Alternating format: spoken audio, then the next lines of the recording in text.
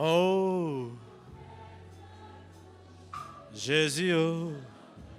Alléluia. Je veux attendre clairement, Seigneur. Je veux voir clairement la direction. Je veux avoir la direction. Me toucher. Oh, oh, si le Dieu des esprits, Dieu de prophètes, me toucher. Oh, je verrai. Est-ce qu'on peut encore le crier une dernière fois? Si le Dieu des esprits, oh, et je verrai. Est-ce qu'on peut acclamer ce matin le Dieu qui nous visite? Est-ce qu'on peut célébrer Jésus? Est-ce qu'on peut crier au roi des rois? Le Dieu puissant et fort. Alléluia. Nous allons nous asseoir. Alléluia. Et quelqu'un, il a continué, il a dit, fais comme tu veux, et si ton trône fait comme tu veux, fais comme tu veux, Seigneur. Là-haut dans les cieux, là-haut dans les cieux, I love Rabo Sandarabai. Et fais comme tu veux pour moi, Jésus. Est-ce qu'on peut le rechanter encore avec foi? Fais comme tu veux. Fais comme tu veux. Et quand Dieu le fait, il le fait bien. Si ton trône fait. Oh là-haut dans les cieux. Dans les cieux. Oh,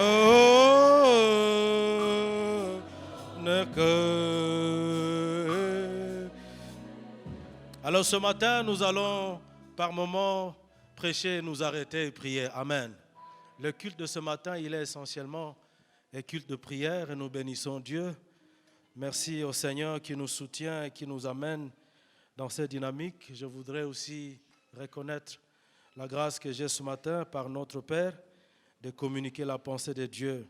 Alors rapidement, je nous invite à Psaume 92 et nous lisons quelques textes. Et nous allons donner la pensée du jour. Chapitre 92 du verset de livre de Psaume. Si vous avez trouvé le texte, il est beau, il est merveilleux. J'aimerais que le lisons ensemble. Allons-y au verset 13e. Le juste croisse comme le palmier. Je ne vous écoute pas. Est-ce que vous avez trouvé? Psaume 92, le verset 13e. Lisons cela avec conviction, avec foi. Le psalmiste parle de manière élégante, de manière profonde, et il décrit la vie et la volonté de Dieu pour les enfants de la maison. Voici, allons-y. Le juste croisse comme le palmier. Il s'élève comme le cèdre du Liban. Planté dans la maison de l'Éternel, il prospère dans les parvis de notre Dieu. Ils portent encore de fruits dans la vieillesse. Ils sont pleins de sève et verdoyants. Pour faire connaître que l'Éternel est juste, il est mon rocher. Il n'y a point en lui d'iniquité. Parole du Seigneur. Le juste croisse, la promesse de Dieu. Les justes, c'est des hommes et des femmes comme vous et moi, assis ce matin dans la présence de Dieu, marchant par la foi. Et Dieu, par la bouche de son serviteur, l'auteur du texte, il dit, la destinée des justes, c'est la croissance. La destinée des justes, c'est l'élévation. Il va jusqu'à dire, planté dans la maison de l'Éternel, il prospère dans les parvis. Les parvis, c'est l'extension, c'est l'extérieur du temple. Ça veut dire nous sommes dans la maison de Dieu, nous sommes dans la présence de Dieu. C'est que nous recevons dans la présence de Dieu à son extension et son impact à l'extérieur. Tant que votre intimité avec Dieu n'a pas encore impacté l'environnement dans lequel vous êtes, vous devez vous poser encore des questions. Et j'aimerais ajouter un deuxième texte, Jérémie chapitre 6. plutôt Jérémie chapitre 17. Et nous allons lire quelques versets similaires au premier texte. Jérémie chapitre 17. Nous lisons à partir du verset 7e. Je nous prie de lire encore ensemble. Le texte, il est beau. Il est aussi agréable à la consommation ce matin. Lisons ensemble le verset 7e. Béni soit l'homme qui se confie dans l'Éternel et dont l'Éternel est l'espérance. Il est comme un arbre planté près des eaux et qui étend ses racines vers le courant. Il n'aperçoit point la chaleur quand elle vient et son feuillage. Est-ce qu'on peut s'arrêter un moment? La Bible est en train de montrer que quiconque est planté en l'Éternel, quelle que soit la saison, il n'a pas peur de saison. Il dit même quand la chaleur approche, il n'a pas de peur. Frères et sœurs, ce matin, j'aimerais que tu sortes de ces cultes et que Dieu enlève la peur des saisons dans ta vie. Nous ne vivons pas selon les saisons des humains, nous ne vivons pas selon les saisons naturelles, mais nous vivons selon le contenu que Dieu nous donne. Il dit ceci, et qui étend ses racines vers le courant, il n'aperçoit point la chaleur quand elle vient et son feuillage reste vert. Même en saison de sécheresse, ton feuillage va rester vert. Il dit, dans l'année de la sécheresse, est-ce qu'on peut crier dans l'année de la sécheresse? Il n'a point de crainte. Alléluia. Il ne cesse de porter du fruit. Est-ce qu'on peut acclamer la parole du Seigneur? Alors ce matin, la pensée que Dieu a mise dans mon cœur, j'ai intitulé « Retrouver les sources de la vie abondante ».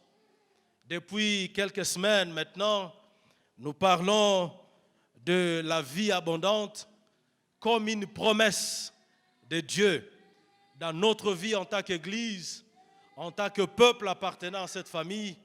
Mais non seulement une promesse cette année, mais quand vous parcourez toute la Bible, c'est la volonté de Dieu que les hommes et les femmes qui vivent devant lui croissent, s'élèvent et prospèrent. Et le premier texte que nous avons lu, il dit « Planté dans la maison de l'Éternel, il prospère dans les parvis de Dieu. » Parler des sources, c'est parler des fondations. Parler des sources, c'est parler des racines. Parler de sources, c'est aussi parler du lieu d'approvisionnement. Quand nous lisons la Bible, nous voyons, il y a une image très forte qui me bénit souvent. La Bible déclare, le peuple d'Israël, dans sa marche vers Canaan, il y a un rocher qui l'accompagnait.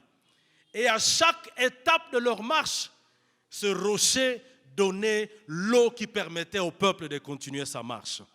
Et ce matin, la question que je peux poser à chacun d'entre nous, quel est ce rocher qui accompagne ta vie? Planté dans la maison de l'Éternel, il prospère. Dans d'autres versets, il dit, ils fleurissent. Quand on dit fleurissent, ils deviennent agréables, ils deviennent admirables. Ta vie est destinée à être admirable. Quand nous marchons avec Dieu, écoutez, à la fin, il est dit, pour qu'il puisse faire connaître l'Éternel, il faut que dans ta marche avec Dieu, la vie abondante dont nous parlons doit révéler qui est Dieu pour toi. Des hommes et des femmes doivent connaître Dieu par ta vie. Est-ce qu'on peut acclamer le Seigneur? Planté dans la maison de l'Éternel, dans une conversation entre Jésus et la femme samaritaine, Jésus est en train de dire à la femme, depuis des années, vous avez été au puits de Jacob. C'est dans Jean chapitre 14. Il dit, toutes les années, vous revenez ici. Il dit, quiconque boit l'eau du puits de Jacob, il aura toujours soif. Mais il dit, si vous prenez l'eau que je vous donne, non seulement que l'eau devient à vous une source, mais aussi elle produit des résultats qui ont leur impact dans l'éternité. Ce matin, je voudrais nous rappeler que la vie abondante dont nous parlons, il ne s'agit pas d'une abondance matérielle qui nous attache à la terre, Mais il s'agit d'une abondance qui nous conserve dans la marche avec Dieu, qui nous aide à être utiles à Dieu, mais qui la finalité est où? Dans le ciel. Alléluia. J'aime l'image que la Bible donne d'Abraham. Abraham, c'est cet homme qui est décrit comme un patriarche qui a été riche. Abraham est décrit même comme cet homme qui s'est levé avec les gens qui sont dans sa maison et il combattait des royaumes. Il est vrai que la grâce de Dieu était sur lui. Un homme ne peut pas combattre un royaume.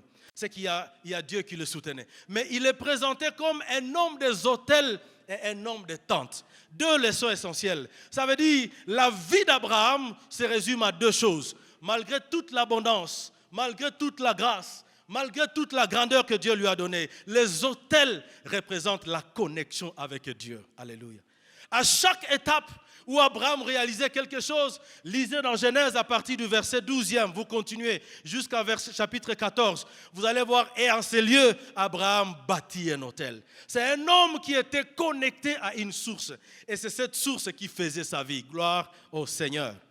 Et la deuxième chose, on parle d'Abraham comme un homme qui vivait dans les tentes.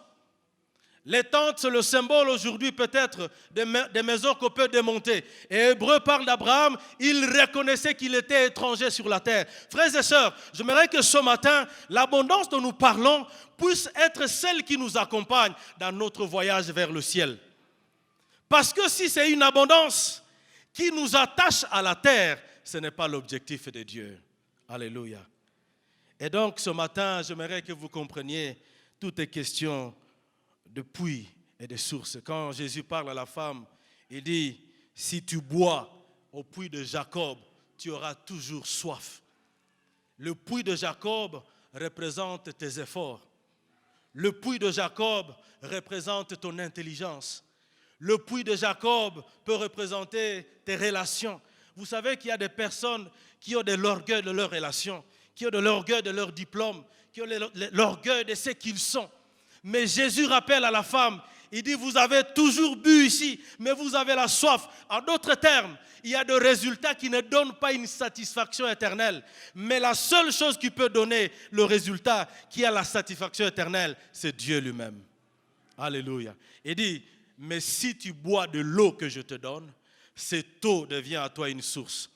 Et nous voyons cette femme qui était méprisable, qui était méconnaissable, qui était ordinaire dans son village, et du reste qui était assimilée à une prostituée. C'est elle qui retourne dans son village et qui mobilise son village et l'amène vers Christ. Il faut que l'abondance qui vient à toi, qui arrive dans ta vie, te redonne l'utilité dans la vie, te redonne l'utilité dans ta famille, te redonne une identité nouvelle.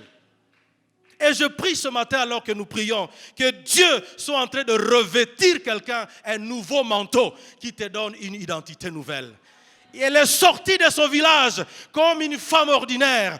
Elle est sortie de son village comme la prostituée qui changeait de mari. Mais lorsqu'elle a rencontré le véritable puits, elle est retournée comme la personne qui avait la vie pour le salut de son village. Plaise à Dieu que tu retournes dans ta famille avec la vie qui résout les défis de ta famille. Plaise à Dieu que tu retournes dans ta famille avec la libération de ta famille. Au nom de Jésus, est-ce qu'il y a quelqu'un qui reçoit cette bonne parole? Alléluia! Alléluia! Est-ce qu'on peut prier un moment pour dire, Seigneur, comme cette femme samaritaine, elle est sortie ordinaire, mais lorsqu'elle est rentrée toute une autre personne. Tu vas dire à Dieu, je ne veux pas pendant cette année que je sorte de l'année comme je suis entré. Dites à Dieu, je veux être porteur de la solution. Parlons à Dieu pendant quelques minutes. Cette année, c'est une année où l'identité de quelqu'un doit changer. Cette année, elle ne doit pas être une année où on déclare simplement des choses. Mon Dieu! Elle est sortie de son village, une femme ordinaire, assimilée à une prostituée, une femme qui ne pouvait pas être écoutée. Mais lorsqu'elle est rentrée, c'est sa parole qui a mobilisé tout un village. Donne à chacun d'entre nous l'eau de vie. Quand je parle au Dieu, quand je veux parler dans ma famille, quand je veux parler dans mon environnement, que ma parole soit écoutée. Quand je veux prier, que des portes s'ouvrent au Dieu. Oh Dieu! Elle est sortie ordinaire, mais elle est rentrée rempli. Rabasanda Raboy. Iko Rabayenderebo. Père, j'ai besoin de grâce nouvelle. J'ai besoin d'une grâce nouvelle. J'ai besoin d'une grâce nouvelle. Le monde n'a pas besoin d'argent. Le monde n'a pas besoin de veste. Le monde n'a pas besoin de voiture. Le monde a besoin que je me lève avec la puissance qui peut faire marcher les paralytiques. La puissance qui ouvre les yeux. La puissance qui console. La puissance qui guérit. Oh Dieu. Oh. Béni sois-tu. Béni sois-tu, Seigneur. Au nom de Jésus. Cette femme, Jésus lui dit, si tu bois du puits de Jacob, tu auras toujours soif. On te verra toujours faire des allées et venues. À un moment donné, quelqu'un doit se fatiguer de dire, Seigneur, on me voit toujours aller dans des veillées, mais pourtant il y a des questions problématiques qui résistent dans ma famille. Pourquoi nous devons prier chaque jour alors qu'il y a des choses qui nous résistent? Christ dit, l'eau que je te donne devient à toi la vie. Ça signifie d'abord, elle devient la vie pour toi-même. Et ce matin, je prie, s'il y a une sécheresse dans ta vie, que la source de vie vienne arroser ta vie toi-même. Alléluia. C'est pourquoi ce matin, quand nous avons prié pour le malade, toi-même tu es en difficulté, désespéré, il faut que la vie de Dieu vienne résoudre d'abord le problème de ta santé. Elle deviendra à toi une source. Et quand je suis la source et que je dois arroser, moi-même je suis arrosé. Alléluia. Retrouvez les sources de vie. La Bible déclare, ils sont plantés dans la maison de l'Éternel. Au premier culte, je donnais une image de cet homme, de cette femme qu'on appelle Agar. Agar, c'est une Égyptienne. Agar, c'est cette femme qui n'avait pas droit à la cité. Agar, c'est cette femme inconnue, appartenant à un peuple qui était même sous le jugement de Dieu. Ce peuple s'appelle l'Égypte. Mais au moment où Abraham quitte l'Égypte, je ne sais pas par quelle circonstance, comme on a remercié Abraham avec le bien, je crois Agar est entrée aussi. Il y a beaucoup de leçons autour de ça. Mais j'aimerais me focaliser sur un aspect où, dans la marche avec Abraham, un moment est arrivé où Sarah dit à son mari, comme je ne sais pas concevoir pour toi, est-ce que tu peux utiliser ma servante? Une parenthèse, il y a des gens qui pensent que par cette expérience, Dieu autorise la polygamie. Il n'en est pas question. Là n'est pas notre débat, peut-être dans une autre circonstance.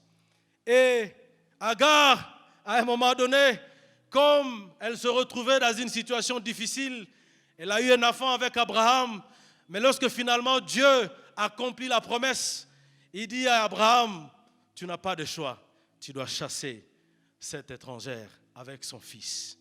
Et il s'agit d'Agar qui est chassée.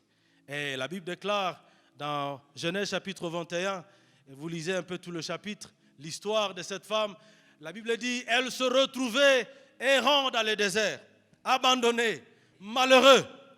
Mais il y a une chose, un détail important.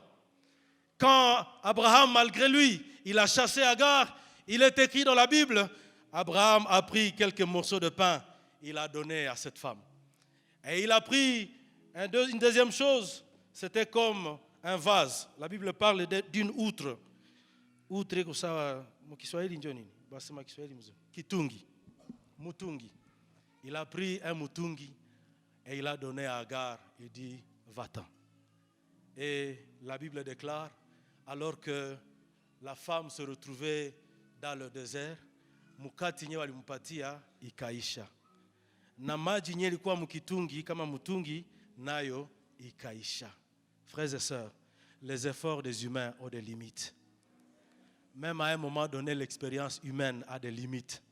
L'abondance de vie dont nous parlons ici, qui doit être une solution à des situations dans notre génération, ont besoin d'être connectés à une source autre qu'une source humaine. Et à un moment donné, la Bible déclare, la femme regarde son enfant et dit, mon enfant va mourir. Et elle s'est éloignée. Elle s'est éloignée pour dire, Seigneur, dans son cœur, elle se disait, je ne veux pas voir mon enfant mourir sous mes yeux. Je ne veux pas voir mon avenir en train d'être disparu. Et elle s'est mise à côté. Il y a certaines personnes qui ont même honte de la réalité de leur vie, comme Agar ce matin. Il dit, je ne veux pas voir la honte, je ne veux pas voir la faim. Je veux tourner mes regards à côté, au moins que la situation pourrisse là sans que je la voie. Mais la Bible déclare, Dieu, il a dit, j'ai attendu ta voix. Ce matin, Dieu dit à quelqu'un, j'ai attendu ta voix. Alléluia. J'ai attendu ta voix. Alléluia. Dieu crie à quelqu'un, Dieu connaît ta situation. J'aimerais le crier plus fort. Dieu connaît ta situation. Peu importe laquelle. Et cette Agar étrangère qui pouvait même se dire, je n'ai pas droit à l'alliance. Mes frères et sœurs, en tout lieu, Dieu ne fait exception de personne. Quiconque cherche réellement Dieu, Dieu se laisse trouver. Cette femme, loin de l'alliance d'Israël, mais parce qu'elle le reconnaissait, j'imagine pour avoir passé quelque temps dans la maison d'Abraham, elle se rapprochait davantage de qui est Dieu d'Israël. Et dans son désert, dans le désert de sa vie, elle a commencé, même si elle fouillait son problème, elle savait quand même qu'il y a quelqu'un qui connaît la vie des humains. Et quand l'ange est venu, il a dit, Dieu a vu ta situation, Dieu a attendu ton cri, est-ce que tu peux regarder à côté? Et à côté, il y avait un puits. Et elle a pris de l'eau, elle a donné à son enfant, et la marche a continué. Je ne sais pas à qui je parle, mais je prie que Dieu ouvre tes yeux pour regarder un puits à côté de toi qui te permet de continuer ta marche. Frères et sœurs, je ne sais pas à qui je parle, mais je voudrais prier ce matin en tant que serviteur de Dieu, que Dieu ouvre tes yeux. Alors que tu pensais que c'est la fin, ce n'est pas la fin ce matin. Nous avons la promesse de la vie abondante et il est possible que Dieu crée un puits même dans le désert pour toi. Alléluia. Est-ce qu'ensemble on peut encore prier pour dire, dans mon désert, crée un puits. Dans mon désert, crée un puits. Dans mon désert, crée un puits. La santé ne marche pas. Tu peux créer un puits qui donne la guérison. Les finances ne marchent pas. Tu peux créer un puits. Parlons à Dieu, frères et sœurs. Ces choses sont sérieuses. Ne regarde pas un désert comme ça de ta vie. On parle d'abondance, mais tu es loin de la promesse.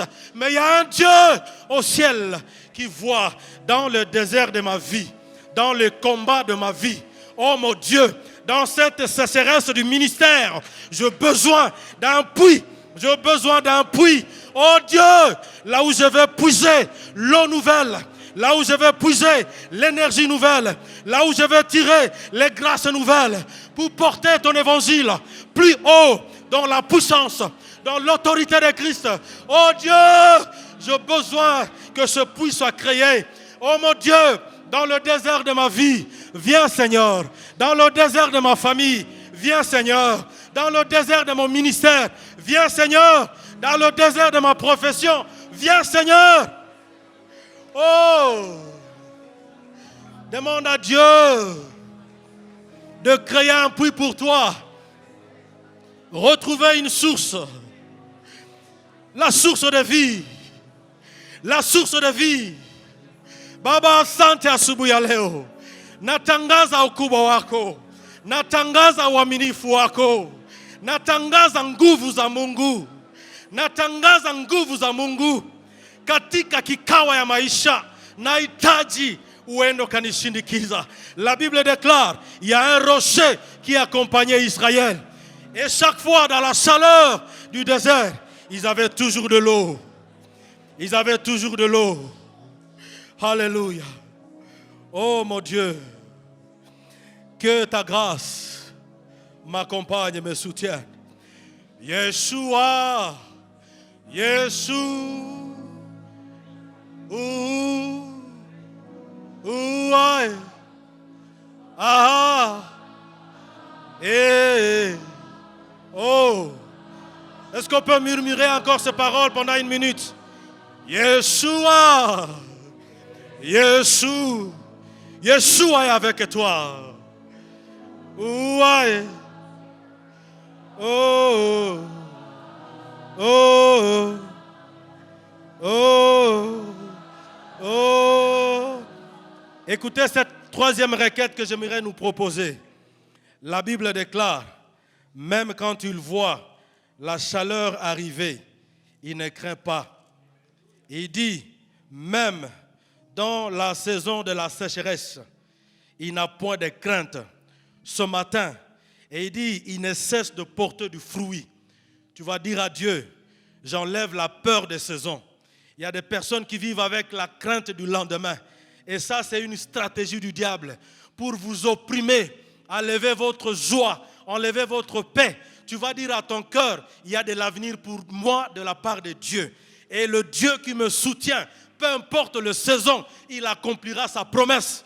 Tu vas te lever pour dire à Dieu, je crois que ce que tu as dit s'accomplira. Prions le Seigneur. Tu vas dire, quelle que soit la saison, quelles que soient les circonstances, je déclare la verdure de Dieu. Je déclare la rosée de Dieu. On l'a chanté tout à l'heure. La rosée de la présence de Dieu me rassure. La rosée de la présence de Dieu me rassure. Demandons à Dieu, peu importe les saisons, Seigneur, je ne serai pas mendiant dans ma vie. Je ne vais pas mendier les grâces. Je ne veux pas mendier le don. Je ne veux pas mendier les capacités surnaturelles. Je veux le recevoir de toi. Quelles que soient les saisons, la Bible déclare, même dans la vieillesse, il porte encore beaucoup de fruits. Même dans la vieillesse, quelles que soient les saisons, nous portons de fruits. Quelles que soient les saisons, nous portons de fruits. Quelles que soient les saisons, nous sommes utiles. Loin de nous, Seigneur, les effets de la sécheresse. Loin de nous, Seigneur, l'impact de la sécheresse. Béni soit ton nom, Jésus, que tu es merveilleux.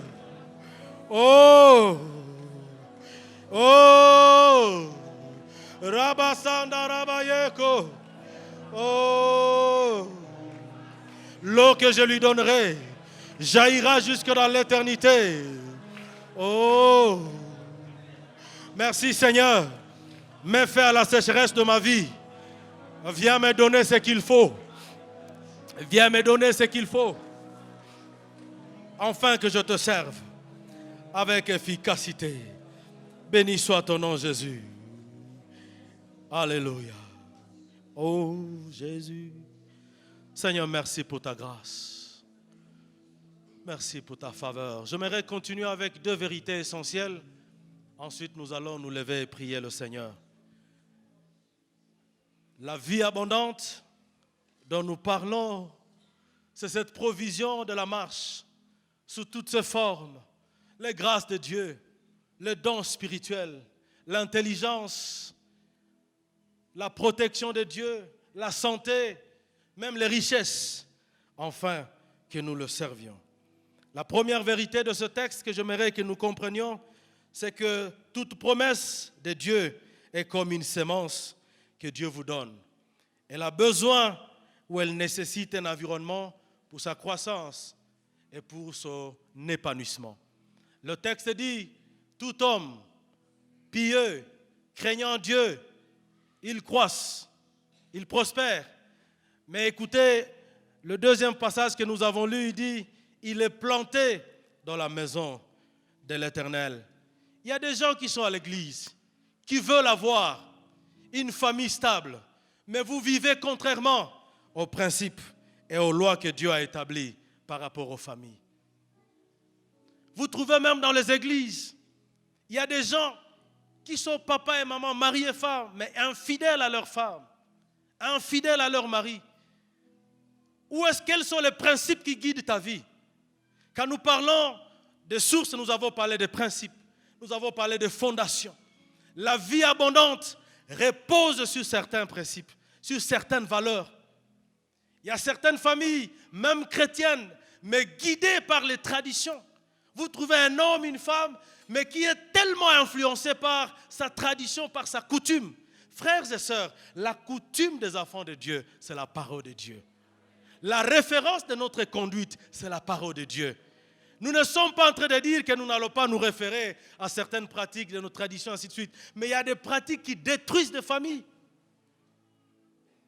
Tu veux vivre la gloire de Dieu dans les jours qui viennent. Tu es planté où? Tu vis comment? Il dit c'est comme un arbre. Avant de parler de l'arbre, il faut parler de la sémence. Pour que la sémence croisse, elle a besoin d'un environnement. Et le psalmiste dit, il est planté dans la maison de l'Éternel. Et quand vous voyez le premier chapitre de Psaume, il décrit encore mieux. Il dit, heureux l'homme qui ne marche pas selon le conseil des méchants, qui ne s'arrête pas sur la voie des pécheurs et qui ne s'assied pas en compagnie des moqueurs. 3 catégories de personnes, les méchants, les pécheurs et les moqueurs. Quelle est ta compagnie? Même si je suis dans la maison de Dieu, qui sont ma compagnie? Qui constitue ma compagnie? Les humains disent, dis-moi qui t'y hante, je te dirai qui tu es. C'est-à-dire, à un moment donné, lorsque les personnes que nous fréquentons, les environnements que nous fréquentons, ils ont une certaine fréquence, une certaine influence sur nous. Et il dit, mais heureux cet homme qui trouve son plaisir dans la loi de l'Éternel et qui la médite jour et nuit. Bref, ce matin, j'aimerais dire, la promesse de Dieu, elle est là. Mais tu l'attends comment? Tu l'attends où?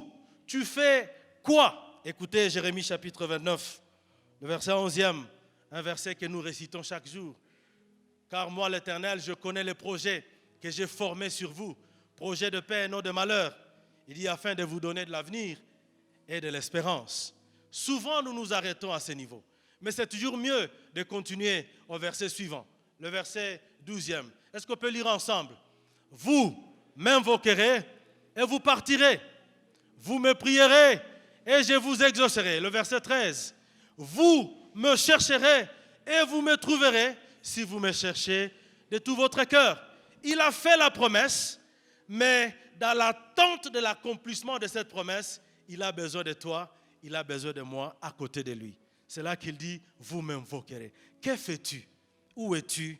Et qui sont ceux qui constituent ta compagnie?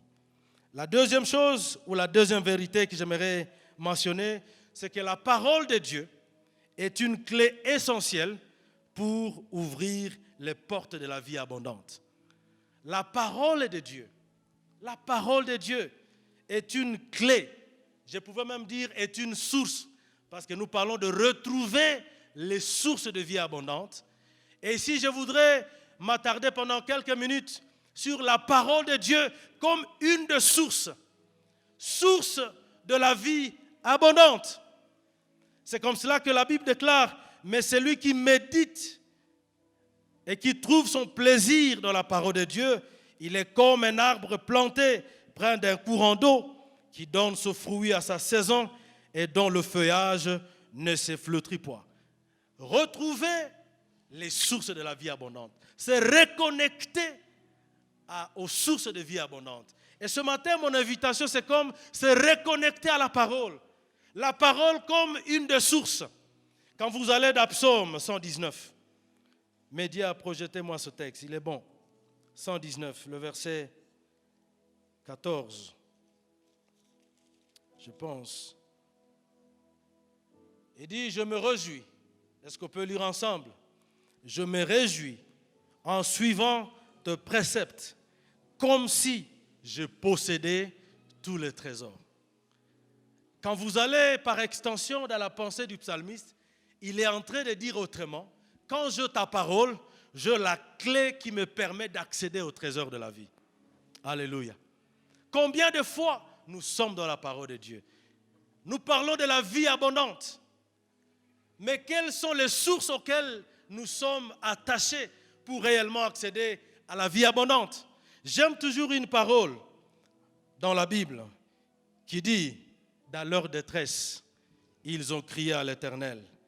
Est-ce que la Bible dit qu'il leur a envoyé des millions? La Bible déclare, et Dieu leur envoya sa parole. Et sa parole a fait quoi? Il les a guéris.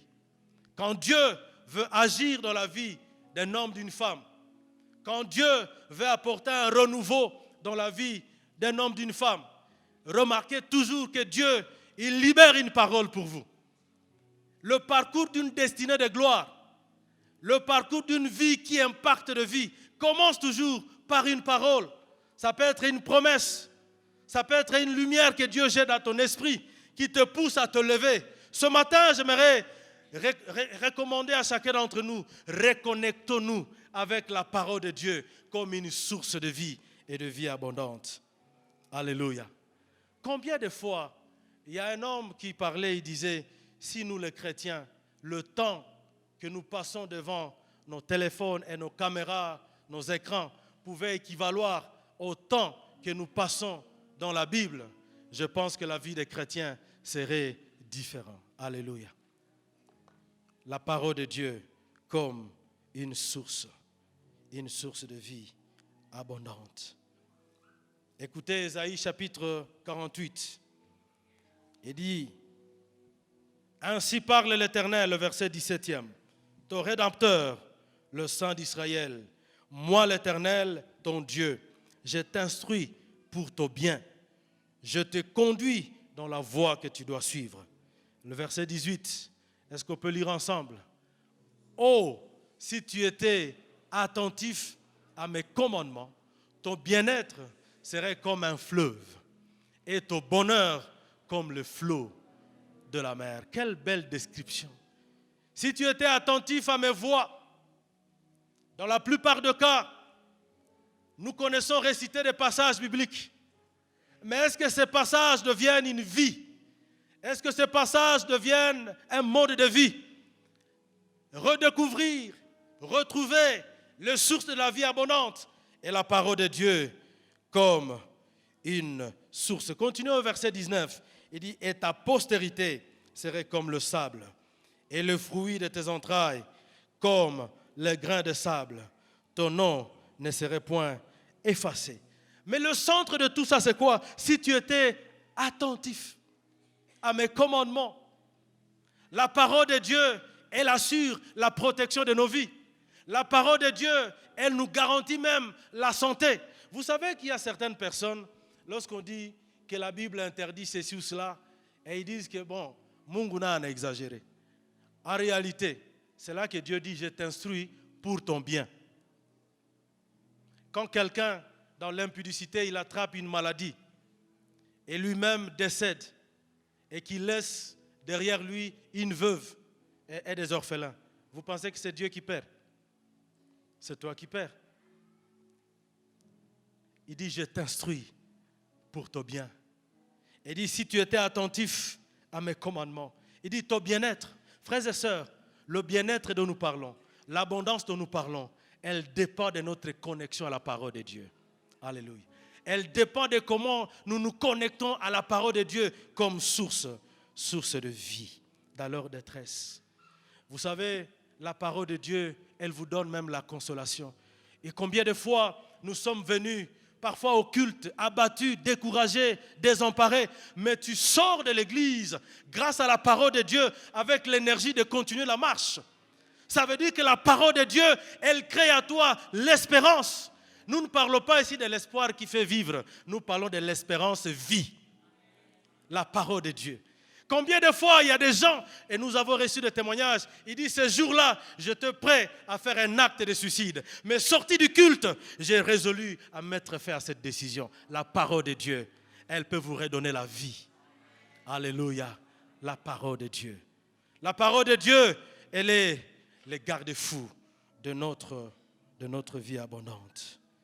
J'aimerais regarder avec vous quelques commentaires du psalmiste dans le chapitre 119. J'aime comment il est dit. Et allez avec moi dans ce texte parce que je vais achever tout à l'heure. La parole de Dieu, source d'une vie abondante. Je vais commencer quelque chose à partir de 96, 96. Psaume 119, le média, vous allez m'assister, on va y aller ensemble. Et il dit ceci au verset 96. Je vois des bornes à tout ce qui est parfait, mais tes commandements n'ont point de limites. Ça veut dire, la parole de Dieu, elle a un potentiel qui peut créer à toi des possibilités illimitées. La parole de Dieu, lorsqu'elle habite en toi, elle te sécurise, elle te donne la direction. Écoutez, le psalmiste est en train de dire, ta parole est quoi? Est une lampe à mes pieds. Et la lumière sur quoi? Sur mon sentier. Dans la marche de foi, Dieu ne nous donnera pas tout à la fois. Nous ne marchons pas sur un boulevard de la vie. Il dit, nous marchons sur le sentier. Mais c'est ta parole qui éclaire chaque pas de notre vie. Frères et sœurs, l'abondance dont nous parlons ici, dans toutes ces dimensions, elle a des sentiers. et là de chemin. Mais vous avez besoin d'une lumière sur votre chemin. C'est comme ça qu'il dit, ta parole est la lumière sur mon sentier.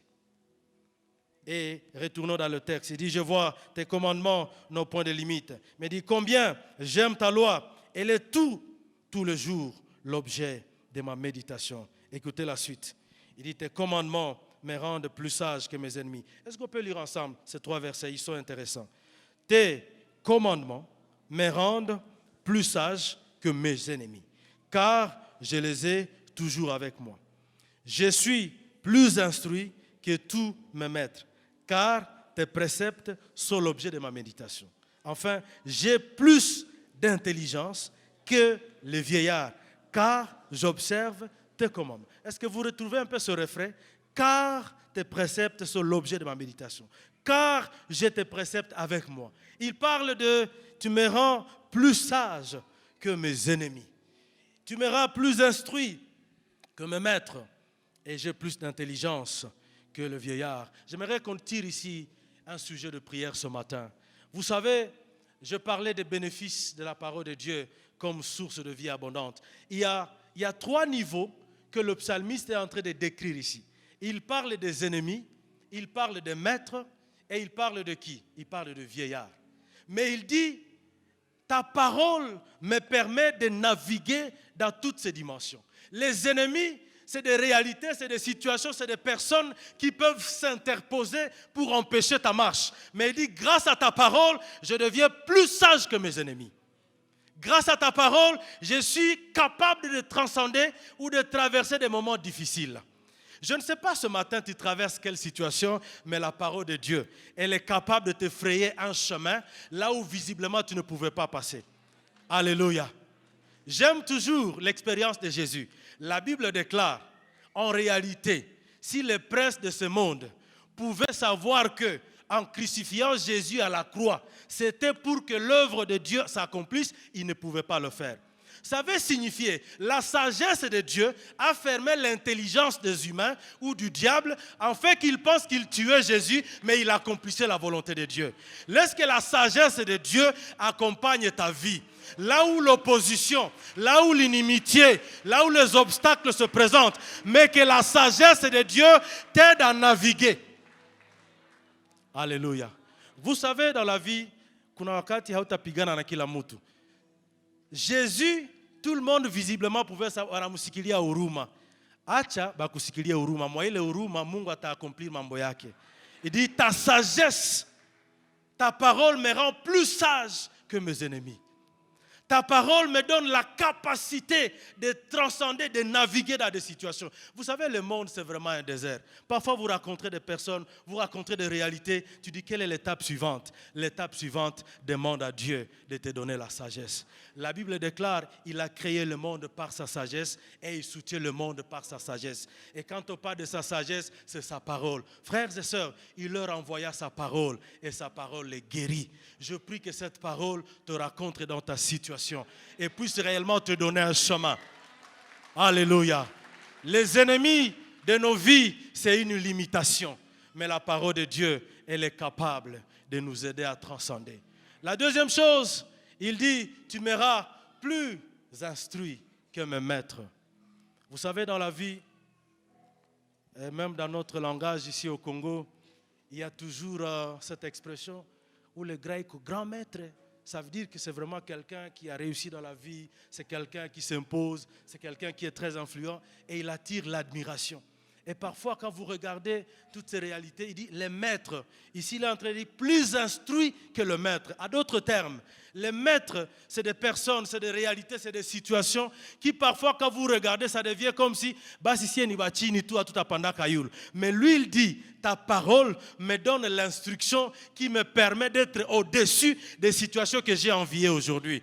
Donc j'aimerais dire à quelqu'un, par la parole de Dieu, tu peux transcender ce que tu enviais. Quand tu pensais que toi tu n'avais pas de chapitre, la parole de Dieu peut te créer un chemin. La parole de Dieu peut faire que toi tu aies un avenir. La parole de Dieu peut rendre ta vie enviable. Et je déclare à quelqu'un, tu seras aussi admirable, tu seras aussi enviable, tu seras aussi consultable. Parce que tu as un contenu. Tu m'auras plus instruit que mes maîtres. Je parlais un jour à la réunion de la jeunesse. J'ai dit qu'aujourd'hui, parfois vous voyez vos pasteurs, mais est-ce que vous savez qu'il y a des jeunes qui s'élèveront au milieu de cette église, qui prêcheront mieux que les pasteurs que vous avez vus aujourd'hui?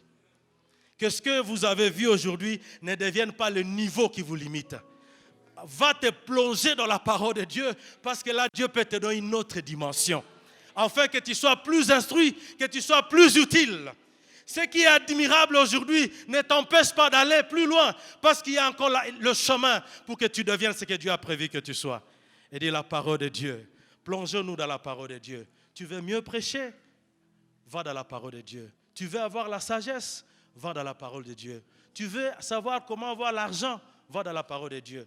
Là, quelqu'un dit, Akuna pasteur, on a d'engagne. Biamakuta avec mon Bibilia.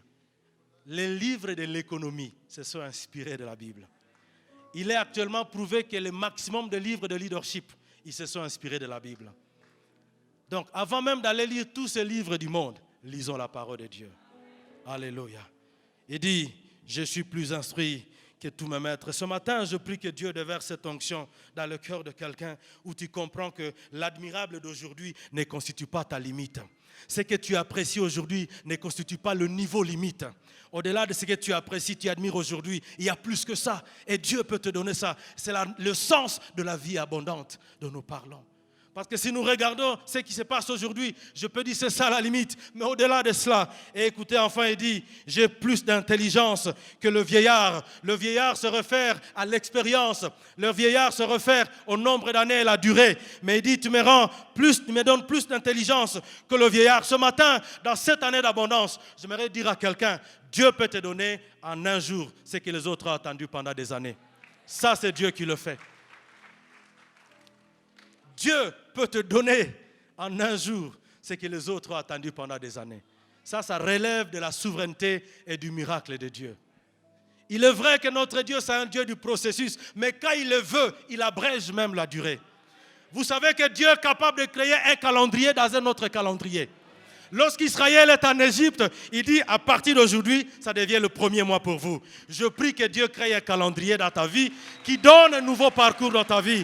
Est-ce qu'on peut acclamer le Seigneur de Seigneurs, le Roi de rois, le Roi de rois, le Dieu de grâce?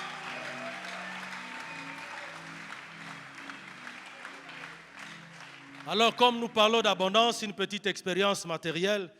Il y a un bien-aimé qui était dans cette église. Et il vient rendre témoignage, il dit, réellement Dieu, il est celui qui peut faire des choses. Il dit, tu sais, à un moment donné, j'avais à peine 200, $300. J'attends les gens témoigner ici comme à 2 chiffres, 3 chiffres, 4, 6, ça dépend. Il dit, mais à un moment donné, donc pour que je puisse, après moi, comme vous il y a quoi, 3600. Mais un jour, Dieu est funguli. Mwangaze kia niangazie. Mwezi moya, si nikaanja gagner zeni kwa na gagner mwaka moya. Ça c'est Dieu qui peut faire des choses. Ça c'est un témoignage vivant, ce sont des expériences. Donc quand nous vous disons qu'en un jour, Dieu peut vous donner ce que les autres attendent à plusieurs années, je ne vous donne que cet exemple matériel. Alléluia. Que l'onction de la vitesse et de l'accélération vienne dans notre vie au nom de Jésus. Je déclare l'onction de la vitesse et de l'accélération. On n'a pas besoin d'attendre plusieurs années. Notre Dieu est capable de changer le calendrier. Notre Dieu est capable de créer une nouvelle vitesse.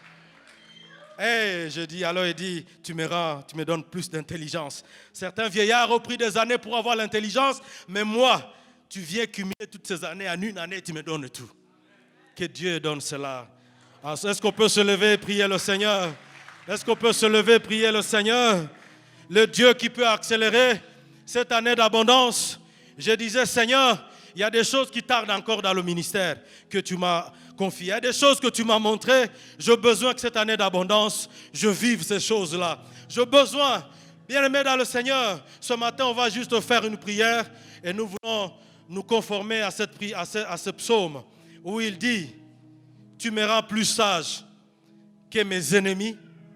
Il dit, tu me donnes l'instruction plus que mes maîtres, et il dit, tu me donnes de l'intelligence plus que ceux qui m'ont précédé. En d'autres termes, tu peux accélérer les choses. tu peux créer un nouveau calendrier. Et nous allons dire ce matin, je refuse de vivre par la peur, je refuse de vivre par les émotions, mais je décide de croire en Dieu et de dire que je suis enfant de Dieu. Est-ce qu'on peut chanter avec l'union musicale pour dire que je suis un enfant de Dieu et je ne peux pas marcher selon les sentiments et les émotions, mais que je vais marcher selon la direction de Dieu.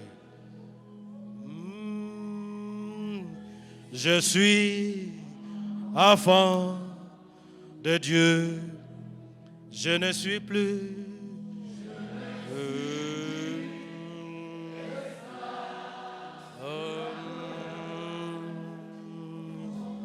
oh, je suis enfant. Est-ce qu'on peut le crier? Je ne suis plus esclave de la peur. Je ne suis plus. Oh, je suis enfant de Dieu. Est-ce qu'on peut chanter? Depuis avant ma naissance, tu m'as choisi et tu m'as établi. Oh, oh, oh, appelé. Oh, oh, oh. Je suis de la famille de Dieu.